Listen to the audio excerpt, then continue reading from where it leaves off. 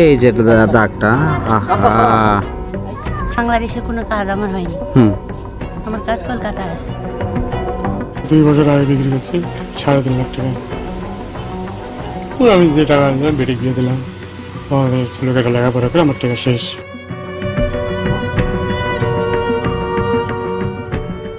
চাকরি আর টাকার প্রলোভন দেখিয়ে ভারতে গিয়ে নিরীহ বাংলাদেশিদের কিডনি চুরি করত একটি চক্র। এই ঘটনায় সম্পৃক্ত থাকায় এক ভারতীয় চিকিৎসক সহ 6 জনকে গ্রেপ্তার করেছে ভারতীয় পুলিশ। এই চক্রে 3 জন বাংলাদেশি নাগরিকও রয়েছেন। প্রতি বছরই ভারতে চিকিৎসা করা বাংলাদেশের বিভিন্ন ডায়ালাইসিস সেন্টারে ঘুরে কিডনি রোগী জোগাড় করে চক্রটি। এরপর আর্থিকভাবে সচ্ছল রোগীদের ভারতে গিয়ে কিডনি প্রতিস্থাপনের জন্য 20 থেকে 25 লাখ টাকার গোপন চুক্তি করা হয়। অন্যদিকে আর্থিকভাবে অসচ্ছল মানুষদের চাকরি অথবা টাকার প্রলোভন দেখিয়ে ভারতে নিয়ে যায় তারা। কৌশলে মাত্র 4 থেকে 5 লাখ টাকার বিনিময়ে কিডনি অপসারণ করে গ্রহীতার শরীরে প্রতিস্থাপন করে দিতেন তারা।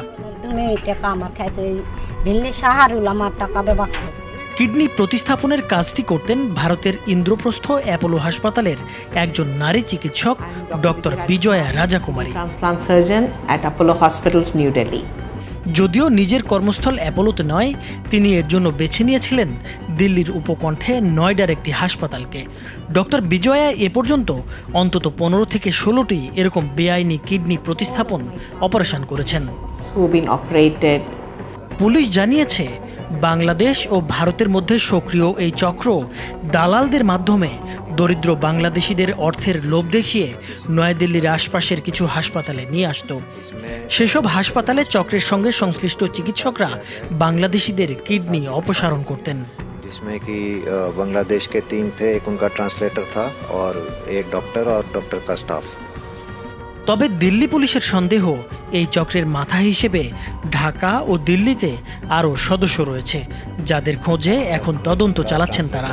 দিল্লি পুলিশ আরও জানিয়েছে, হরিয়ানার ফরিদাবাদ শহরে একটি সুপরিচিত হাসপাতালেও এরকম আরও একটি বাংলাদেশ ভারত কিডনি পাচার চক্রের সন্ধান পেয়েছেন তারা। সেটি নিয়েও এখন তদন্ত চালানো হচ্ছে। बांग्लादेशी होते थे दोनों ही, पेशेंट भी और डोनर भी। तो वो यही जो নাইমুর হোসেন, মাছরাঙ্গা টেলিভিশন।